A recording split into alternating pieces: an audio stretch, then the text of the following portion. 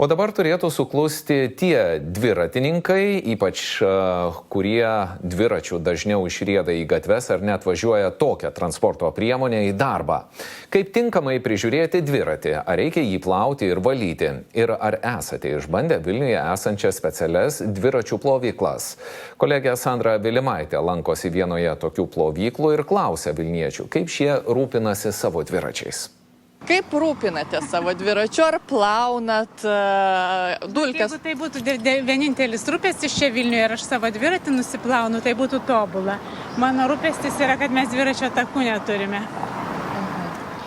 Prasideda dviračių takas, važiuoja ir staiga pasibaigia. Jeigu iš viso centre čia, tarkime, jie yra pramoginiai, bet jų nėra gyvenimui.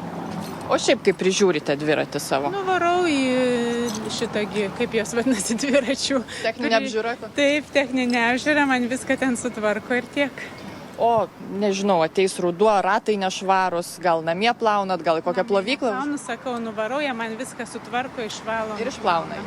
Aš taip pakankamai prastai. O ką reiškia pakankamai? Nusivalo, dulkes nusiplauna? Ne, tai čia visą tai padarau, bet reikėtų ten keisti tą alyvą, ne alyvą. Sutepinėti reikėtų periodiškai ir panašiai, aš to kartais patingiu. Ką dar darote su priežiūra? Dažniausiai tai aš nunešu į taisyklą, paklausiu, ar viskas tvarkoje, man pasako. O kaip prižiūri dviračius? Neprižiūriu, žinokit.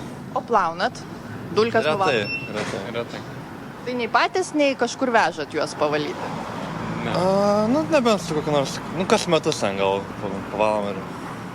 Nelabai, nenusitapu jie. Štai čia matome, kaip plaunamas dviratis plovykloje ir su šios paslaugos įkūrėju ir pasikalbėsime su Laimonu Jaku. Sveiki. Labą dieną. Didžiulis visai triukšmas čia, tai kalbėsime šiek tiek garsiau. Kaip jums kilo idėja, kad reikia tokios plovyklos? Tai kilo idėja, reiškia, 2019 metais.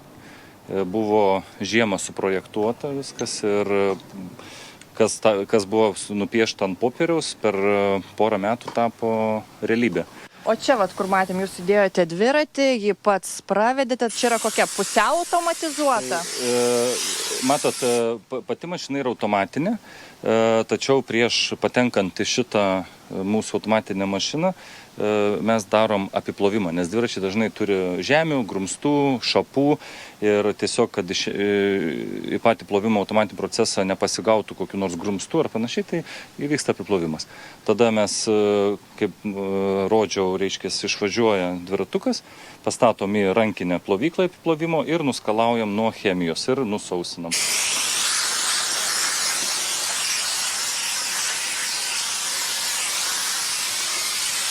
Tai svarbu yra pažymėti, kad visam procese tiek mašinoje, tiek kalbant ir apie pačią rankinę, yra naudojamas neaukštas slėgis, kuris nekenkia dviračio detalėms. Reiškia, vanduo nepatenka į vidaus guolius, kurie, jeigu patektų vanduo, galėtų sugesti. Ką jūs pastebit, ar daug žmonių, ar daugėja žmonių, kurie ne patys namuose kažkaip nusiplauna, nusivalo dviratį, o atvaro pas jūs? Kiekvienais metais klientų daugėja, pas mus klientai atvažiuoja nuolatiniai ir jų realiai draugai pažįstami, kurie matė arba kurie pravažiavo, kurie gavo rekomendacijas. Tai iš esmės tas klientūros augimas natūraliai iš lūpų į lūpas kalbant klientams mus džiugina, nes iš tikrųjų tai reiškia, kad mes atliekam pakankamai gerai savo darbą. Kodėl reikia dviratį plauti? Nes kai kurie štai žiūrės, matyt, naujovė bus. Kodėl tą dviratį kruopščiai reikia užplauti? Neužtenka namie kažkaip jį pravalyti? Iš esmės, kiekvienas daiktas turi būti prižiūrėtas. Natūralu, kad dviratis irgi turi būti prižiūrėtas, nes patekę nešvarumai, grumstai, jie patenka į pavaras, patenka į grandinės, visokie šapeliai, va čia irgi matosi. Jie realiai gadina mechanizmus. Tai vienas dalykas. Antras dalykas, visos chemijos nuo kelio pasigautos ar reiškiasi, taip pat jos gali gadinti tą patį rėmą. Tai esame matę dviračių, kurios niekada žmogus dažnai, net sako, nebuvau plovęs, neįsivaizduoju, kad taip galima padaryti. Kaip suprantu, per velomaratonus tai klientų yra daug, o šiokią dieną ar daug atvažiuoja? Priklauso nuo dienos, kadangi vis tiek Lietuvoje yra profesionalų kultūra dviračių, daug klubų, klubelių, bet iš esmės didžioji dalis dviratininkų tai yra tiesiog žmonės, kurie laisvalaikį leidžia, važiuoja į parkus, važiuoja po centrą pasivažinėti. Tai šiuo atveju mūsų ta klientūra banguojanti. Jeigu gražesnis oras, dažniau atvažiuoja, jeigu toks biškis subjūrės, ten lietingas, arti lietaus oras žvarbokas, tai žinoma, jų šiek tiek mažiau.